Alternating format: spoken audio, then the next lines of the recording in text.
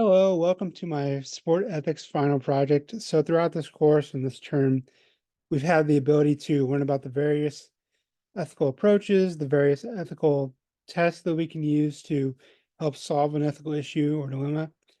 But one of the things that we were asked to do is complete a sport ethics final project where we look at and analyze various ethical scenarios that have occurred and how we could learn from them and handle them in the future if they were to occur at our future job or career. So I created a sport ethics final project and here we go. I'm just going to run through my presentation here and that'll be it. So thank you. Hope you enjoy.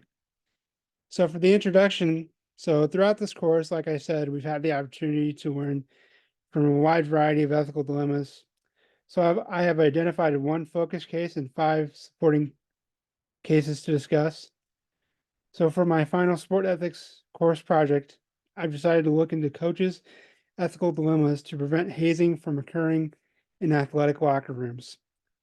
So I will look to analyze each of the 5 supporting cases that will help me compare and contrast the cases. I think that's very important to do, to compare and contrast and kind of see some commonalities between the cases. So I think that's important too. So first off, what is hazing? So hazing humiliates, degrades, abuses, or endangers an individual seeking to join or participate in a group, regardless of the person's willingness to participate. So here's one of the graphs that I have. So this is the percent of students in each activity that experienced at least one hazing behavior. So some of the activities that are honor society, academic club, other recreational club, teams, service, fraternity, club sports, varsity athletic teams. So you can kind of see that the sports teams or clubs kind of have a higher percentage, but hazing is an issue, can be an issue in any activity, honestly. So it's kind of important to learn from that. So I think that it's very important to learn from those situations or those statistics, I should say. So the ethical issue that's at hand. So I believe the coaches have an ethical duty or responsibility to ensure that all student athletes or players are safe from hazing activities. Some of the coaches that were in my cases that I discussed say that they were unaware of what was happening. Even if that is true, I believe the coaches still have an ethical duty to ensure they keep their student athletes and players safe from any type of hazing activity. To me, even if the coach says they're unaware, I still feel like they should have some inkling or reason to believe that hazing could be occurring in their locker room. They're in the locker room every day. They should know what's happening. That's just that's my opinion on it. But anyway, so here's the history of hazing and why the topic is important to sport ethics. So hazing is an old age practice and it can be traced back to ancient Greece. When Plato observed it among his students in 4th century BC Athens, according to Hank Newer, who he is a journalist and an author of several books on hazing. So Penalism is a system of tormenting first-year university students, was exhibited at educational institutions in Europe throughout the Middle Ages, and forms of hazing later occurred at British public schools, roughly dating back to the 17th century. So by the mid 19th century, hazing was common on college campuses, fraternities in the United States, and has been prevalent ever since. It has been calculated that there was at least one U.S. school, club, or organization hazing death reported every year from 1959 to 2021, with the first being recorded in 1838. So this is important to sport ethics, as I have said before, as hazing can occur in basically any sport locker room or dormitory or wherever. So coaches have the ethical duty to protect student athletes from hazing activities, like I've been saying throughout this presentation so far. So I also thought it would be important to look at what are some of the penalties for hazing. So while 44 states carry anti-hazing laws, a hazing conviction often constitutes a minor misdemeanor punishable by a fine of $500 and 0 jail time. At least 12 of those 44 states have tougher statutes on hazing, making it a felony if it results in death or serious injury.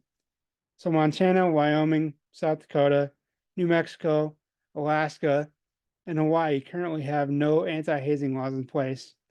So allegations of hazing can lead to lengthy and expensive litigation processes for universities. So if it's expensive and lengthy, universities don't usually like to be involved in any type of legal issue.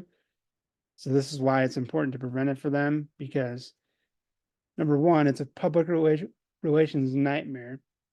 And number two, it costs them great deal of time and money. So they likely don't want to have to deal with it. So this is why it's critical to ensure that there are policies in place to ensure that these types of things don't happen on college campuses or in athletic locker rooms. So here's my focus case. So my focus case involves Northwestern or former Northwestern football coach, Pat Fitzgerald. So Pat Fitzgerald was terminated after allegations of hazing happening in the football program became public knowledge. So during the summer of 2023, it was discovered that former Northwestern football coach Pat Fitzgerald found himself involved in an ethical dilemma. The ethical dilemma that he faced or found himself in was that players on his teams were involved in hazing in the team locker room.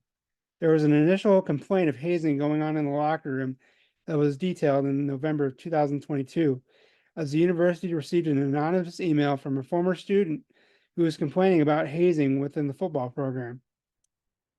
So some of the findings that occurred in the Northwestern's locker room included 11 current or former players acknowledged that hazing had been taking place within the program.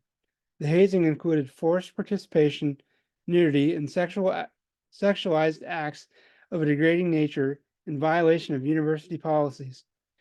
So no students are known to have suffered a physical injury as a result of the hazing, and some players found the hazing to be harmful with long-term consequences, while others felt the rituals were in jest.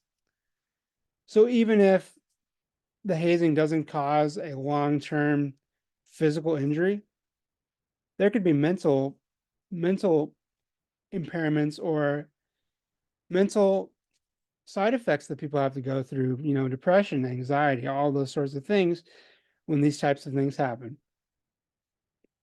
So this is the focus case for Pat Fitzgerald continued. I had a lot of information on this case, obviously, because it's my focus case, and I feel like I needed a lot of information. So the university also declared that hazing practices were well known within the program, but there's no credible evidence that Fitzgerald was aware of them. Ultimately, Pat Fitzgerald was fired after the allegations of hazing occurred in the team locker room. Even if Fitzgerald was unaware of these allegations, he needed to follow an ethical code to protect his players and student athletes from this behavior. Ultimately, there will likely be a court case that will occur, as there could be legal consequences that Northwestern could face in the near future. Ultimately, many situations have occurred in the past where coaches in the sport world have either been accused of or had knowledge of sexual misconduct that had occurred inside or outside the team locker room. I believe that ethical issues such as this one are important to discuss because they need to be aware of these types of things to ensure that these types of things don't happen. So Pat Fitzgerald filed a lawsuit alleging that, again, but the lawsuit was against Northwestern President Schill and Northwestern University, and the lawsuit was claiming that he was wrongfully terminated and he was seeking damages in amounts of $130 million. So my supporting case one, so this occurred in Vieira High School in Florida. So Shane Staples was a football coach at this high school, and he was fired after a hazing video surfaced on social media. The superintendent suspended the football season in August of 2023. Some of the players were suspended due to their involvement with the hazing that was going on under the former head coach's watch. The players and some of the remaining coaches were required to take part in an anti-hazing program. So as of August 2023, the coach has been fired as head football coach, but he remains in his role as a PE teacher.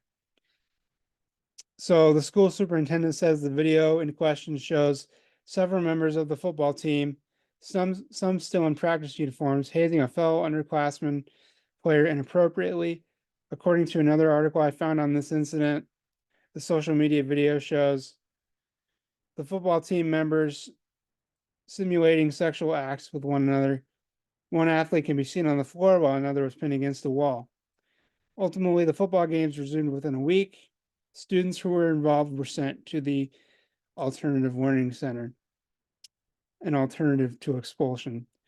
So basically, football players were hazing with another student or causing acts of hazing to an underclassman, a freshman most likely, and it led to a situation where hazing was occurring in the locker room. So the coach was suspended, the football season was stopped for about a week, and there were many great issues that the superintendent had to look through and make sure that there were punishments that were given to the students who were involved.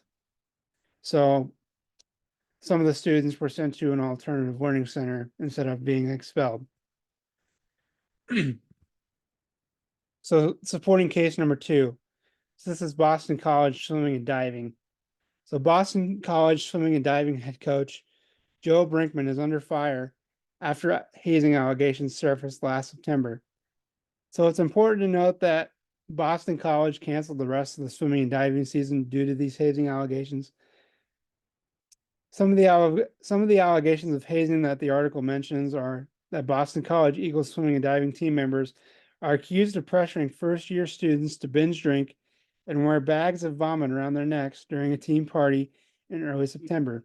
So Boston College administrators submitted court documents claiming the hazing event was a team tradition and that members of the program had also been busted in 2022 for hazing. So it's also important to note that another example of hazing in college athletics being an ongoing problem after Northwestern and the University of San Diego football programs were accused of hazing earlier this summer. So as I mentioned, Northwestern football was involved in a different case, and I also mentioned the University of San Diego in my upcoming cases. But you can kind of see a pattern of hazing taking place on college campuses through various universities. So a lawsuit was filed to try and reinstate the Boston College swimming and diving team during the 2023 to 24 season.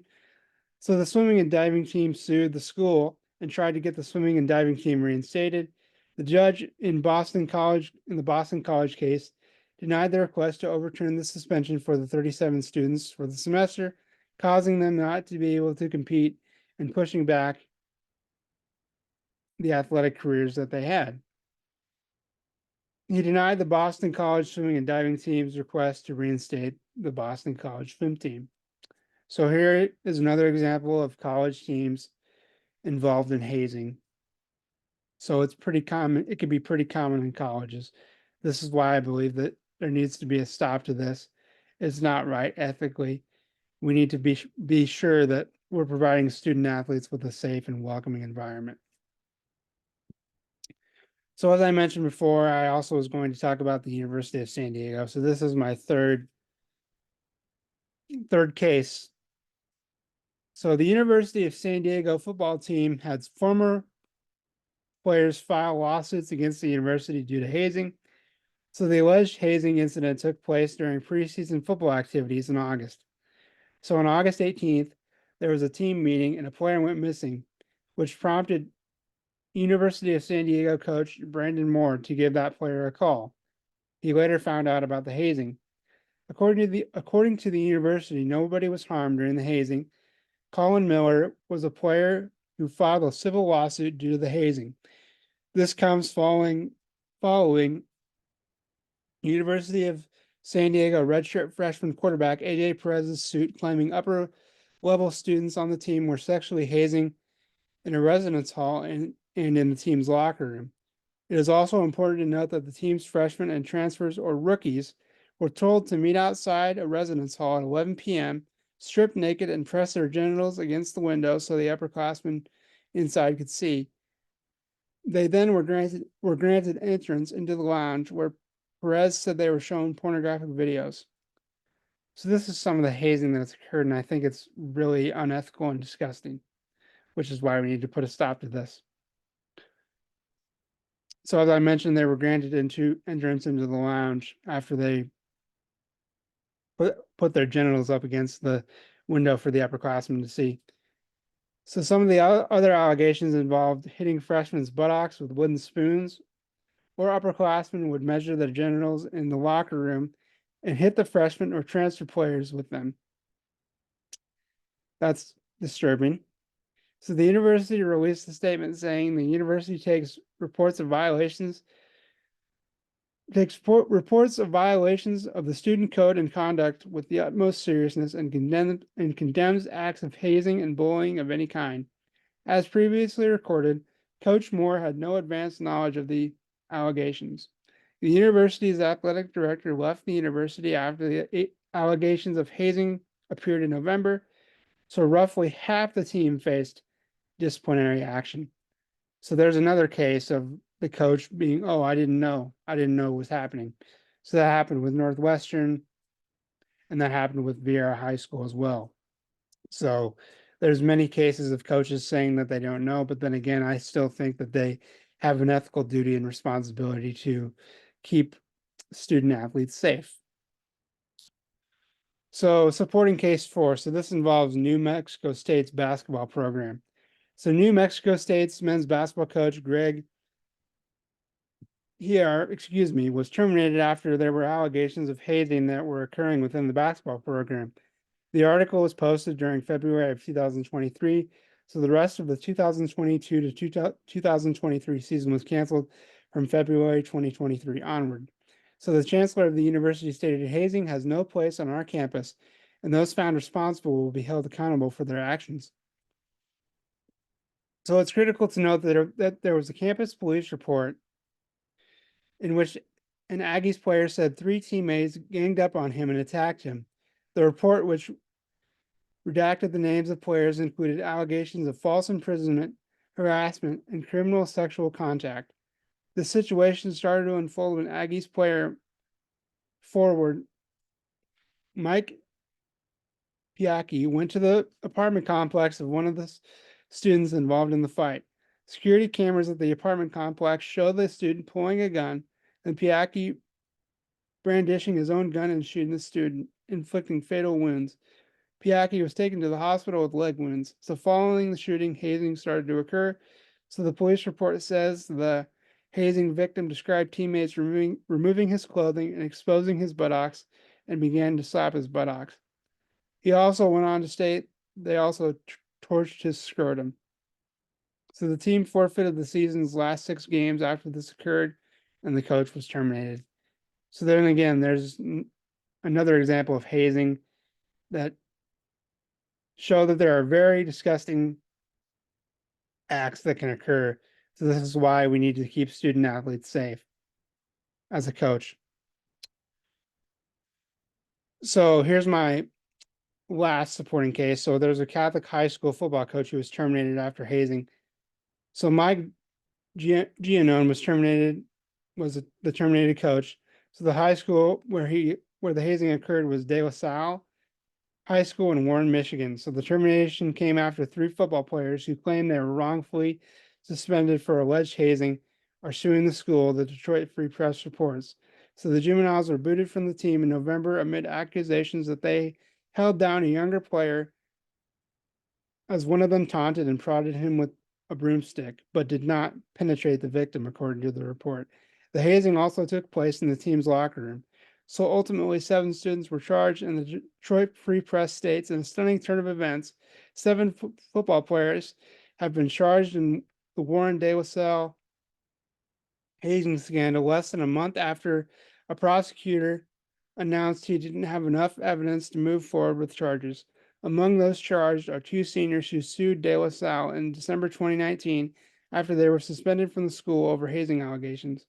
The players, both of them African American, alleged racial discrimination, arguing they were unfairly kicked out of the school, while several white athletes who were also under investigation for hazing were allowed to stay in school. The lawsuit settled for a confidential amount last month. So I think you have 2 issues here. So the issue of hazing and the issue of racial discrimination. So to me, why were the African American students kicked out of school? Why weren't the white or the Caucasian people kicked out of school as well, or suspended or whatever? That's that's kind of weird to me. But again, it shows that there needs to be ethical codes that are followed to ensure that this doesn't happen, and punishments need to be handed down to those who do these acts, because it's not safe for students to be involved in. So how issues like these will affect sports and ethics in the future. So each of these cases involves hazing incidents that take place on various sport teams. So each of the incidents can vary in terms of severity of the hazing acts that took place in the locker rooms or dorms, but coaches have the ethical duty to protect student athletes. So considering this has recently occurred within Northwestern and the Boston College, providing significant examples, I feel that stricter policies need to be put in place in the future to ensure these types of situations don't occur. Having a rule of making sure at least one coach is in the locker room during times of getting ready for practice or after practice would be critical. I think that it will that this will have excuse me, a significant impact on sports in the future, as people will likely become frustrated with these situations and enforce change by terminating more coaches, enacting stricter rules, ethical codes, and more. So terminating coaches that occur that with hazing occurring in their locker rooms, I think that's critical. Having stricter ethical rules or policies in place would also be critical. So here's my summary and my opinion. So ultimately, I believe that analyzing each of these cases, comparing them and looking at the end results of each case is very important. I also think that putting myself in the shoes of everyone involved in these ethical cases or scenarios and thinking through how I would handle them with each of the ethical approaches and department morals we learned about in this course would be critical. So ultimately, my opinion is that the acts of hazing are unacceptable. Coaches have the ethical duty to protect their players and student athletes. They need to ensure they provide a safe and welcoming environment for all. If hazing does occur, consequences such as termination should be enforced for coaches who behave unethically.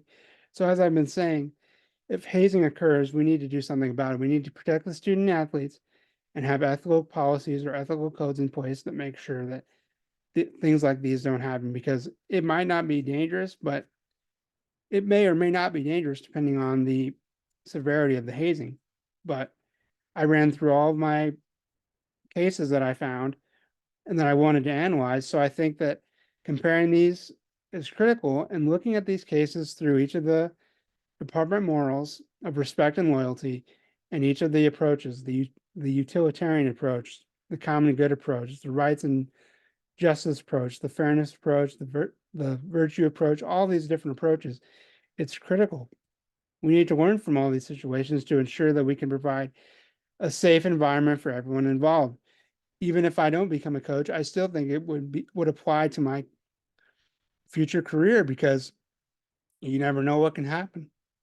It's this I feel like this course provided me with a very good foundation for what I could be witnessing in the future and how to handle these ethical scenarios. So I want to thank you for listening to my presentation. I really enjoyed this course and I've learned a lot. And I feel like the information I learned from this course will help me in the future. I also provided my references slides. So I have 2 references slides. So thank you for listening to my presentation and have a great day.